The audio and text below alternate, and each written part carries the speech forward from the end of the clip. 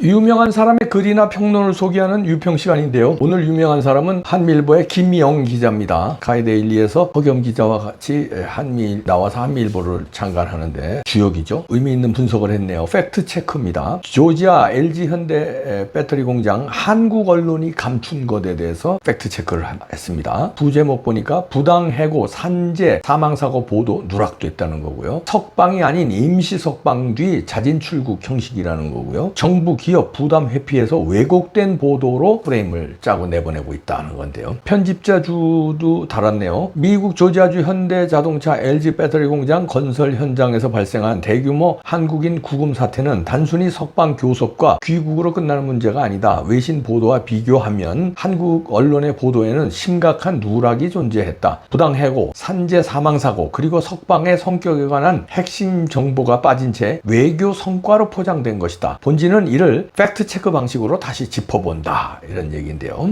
일단 그대로 읽어드립니다. 미국 조지아주 현대자동차 LG 합작 배터리 공장 건설 현장에서 불법 체류 및 불법 근로 혐의로 약 475명이 체포되고 이 가운데 300명 이상이 한국인으로 확인된 사건은 한국 사회에 큰 충격을 주었다. 한국 언론은 일제히 정부가 석방 교섭에 성공했고 전세기를 통해 귀국 조치가 이루어진다는 점을 강조했다. 그러나 외신 보도와 비교하면 한국 언론의 기사에는 중요한 사실이 빠져 있었다. 첫째, 부당 해고 문제다. 미국 현지 노조인 UA 로컬 188은 수개월 전 현장에서 일하던 용접工, 배관공 65명이 해고됐다고 밝혔다. 노조는 이들이 정당한 사유 없이 쫓겨났고 그 자리가 불법 체류 노동자로 채워졌다고 주장했다. 월스트리트저널과 뉴욕타임스는 이를 인용해 노동권 침해 문제를 부각했지만 한국 언론에서는 이 대목이 거의 보이지 않았다. 해고된 노동자들이 불법 신분이어서 내보내졌다는 뜻이 아니라 합법적 인력이 해고되고 불법 인력이 대체 투입됐다는 점이 핵심이다. 이 맥락을 생략한 보도는 독자에게 잘못된 인상을 남길 수 있다. 둘째, 산재 사망사고 누락이다. 미국 전문지 ENR과 AJC는 지난 2년간 공사 현장에서 3명이 목숨을 잃었다는 사실을 전했다. 가장 최근에는 지난 5월 27세 노동자가 지게차 사고로 숨졌다. 미국 산업안전보건청이 조사에 착수했을 정도로 중대한 사건이었지만 한국 언론에서는 이런 내용이 거의 언급되지 않았다. 단속된 노동자들의 신변 문제는 크게 다루었으면서도 같은 현장에서 벌어진 반복된 산재 사망 문제는 사라진 것이다. 셋째, 석방의 성격 문제다. 한국 언론은 일제히 석방 합의라고 보도했지만 외신의 표현은 달랐다. AP와 로이터는 강제 추방이 아닌 임시 석방 뒤 자진 출국이라고 전했다. 이는 추후 미국 재입국 제한 같은 불이익을 최소화하기 위한 조치지만 본질적으로는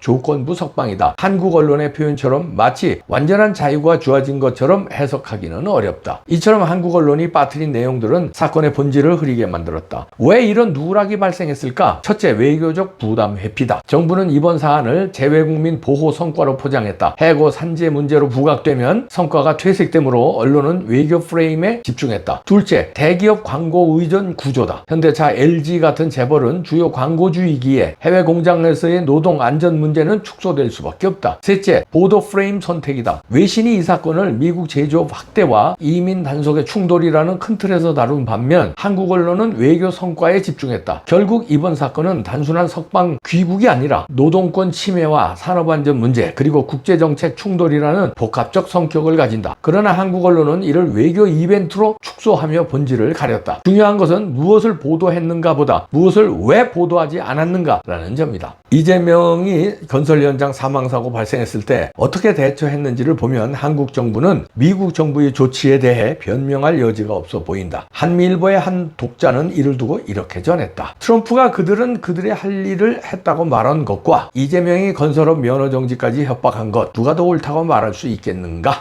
분석 기사인데요.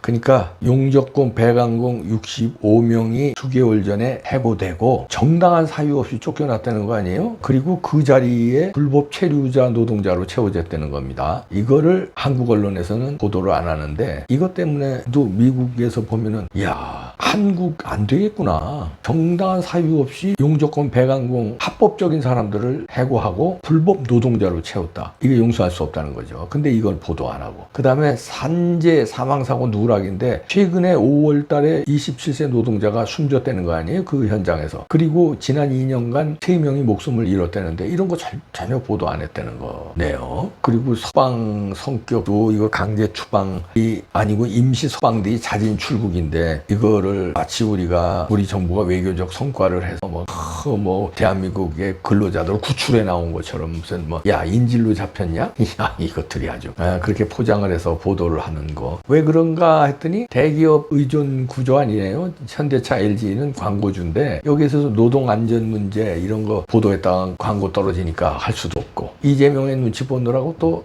그 외교 성과에 집중하고 이러다 보니까 한국자들은 이런 언론을 보고 잘못 해석을 한다는 거죠. 그리고 이 비자가요. 왜 정당한 비자인데 왜 체포해서 이랬을까? 근데 그동안에 봐줬던 거예요. 에스타 비자라고 이제 전자여행 허가 있죠? 이걸로 그냥 가서 볼일 보고 이건 3개월이니까 90일이니까 그렇게 이제 출장 가고 이런 거예요. 기업에서 출장이라는 게 거기 이제 뭐 체크하고 뭐 이제 이런 걸 건설 현장 체크하고 뭐 또 코치해 줄 거 있으면 코치하고 이런 건데 이게 사실은 엄격히 말하면 취업 활동 비자하고는 비자의 목적하고는 다른 거거든요. 엄격히 말하면 이게 불법이에요. 그런데 이제 그동안에 다 그냥 그렇게 관행처럼 해왔던 거 봐줬던 거지. 근데 이번엔 안 봐준 거지. 여러 가지 이유로. 첫째, 정치적 이유가 있고요. 그건 뭐 설명 안 해도 아시죠? 이재명과의 어떤 그런 거. 두 번째, 그 현장에 여러 가지 문제가 있었다는 거 아니에요? 아까 지적한 대로. 그래서 이제는 안 봐준다는 거고. 그리고 그동안에 이제 비자죠. 단기 상용 비자, 비완 비자 이렇게 출장을 많이 갔어요. 거기 있는 본사에서 파견된 사람이라든지 무슨 기술자라든지 아마 이런 비자로 많이 갔을 거예요. 근데 원래는 안 되는 거예요. 그러나 그동안에 다 현장에서 다 했지. 그렇게 다 출장 가서 일을 했는데 자 이렇게 되면 이제 어떻게 되냐면요. 미국의 국경 짜르라고 하는 사람이 있습니다. 차르 알죠? 러시아의 그 막강한 황제. 트럼프 행정부의 톰 호먼 국경안보총괄 책임자인데 일명 국경 짜르예요. 얼마나 무서운 사람입니까? 이 사람이 얘기를 하는데 앞으로 조지아 공장 같은 단속 더 많이 할 것이다. 그 시작이다. 이런 얘기를 했습니다. 오늘 나온 뉴스예요. 자 그렇다면 이렇게 이제 이런 식으로 많이 가서 출장 가거나 가서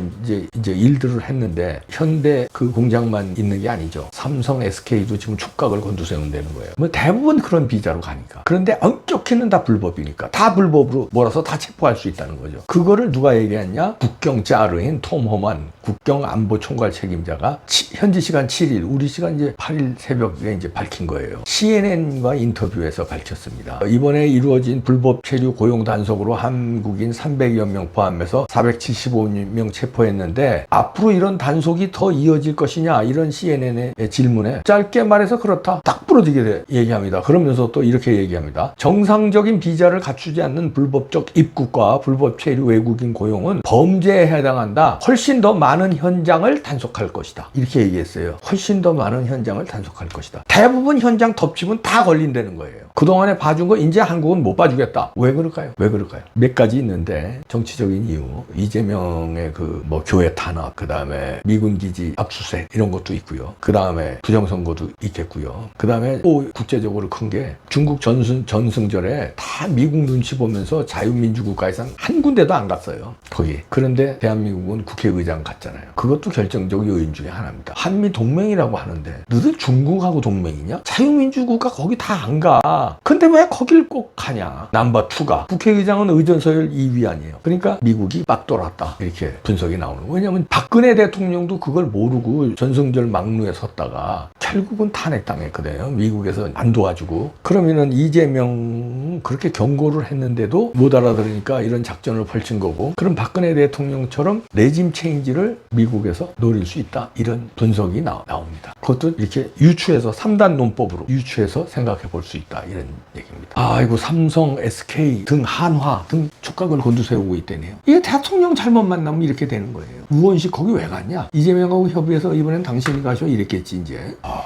그리고선도 이렇게 경고했는데 또 손현보 목사 뭐 체포영장 청구하고 그랬잖아요. 그러면 미국이 가만히 있을까? 또 나오죠. 또 국경 차르가 또 더 많은 현장 단속한다고 그러잖아요. 우리 기업들 진짜 불쌍해 죽겠어. 대통령 바뀌면 이렇게 그냥 얼마나 많은 돈을 투자해서 이런 기업을 하는데 그걸 얼마나 노력해서 잘 하고 있는데 수출 무역의 역군인데 그냥 뭐 감옥에 보내질 않나. 이재용 회장도 감옥에서 고생하고 왔잖아요. 돈 뜯질 않나. 아니 미국 투자했는데 얼마나 일까요? 얼마나 일까요? 해서 할 수 없이 다 투자했잖아요. 물론 그 투자가 오히려 좋을 수 있습니다. 기업 입장에서는. 어쨌든 미국 투자했지. 시키는 대로. 그랬더니 이렇게 공장 그냥 압수수색 당하고 체포당해. 그러면 기업 이미지가 또 얼마나 또 떨어집니까? 기업 이미지가 불법 고용 이런 이미지가 더 씌워져요. 서방 국가에. 특히 미국에. 그럼 이 손실이 또 어마어마합니다. 이게 누구 때문에 그래? 삼성, SK, 한화 등 큰일 났네요. 또 중견 기업들도 많거든요. 다 타격을 받는다는 거예요. 큰일 났네요.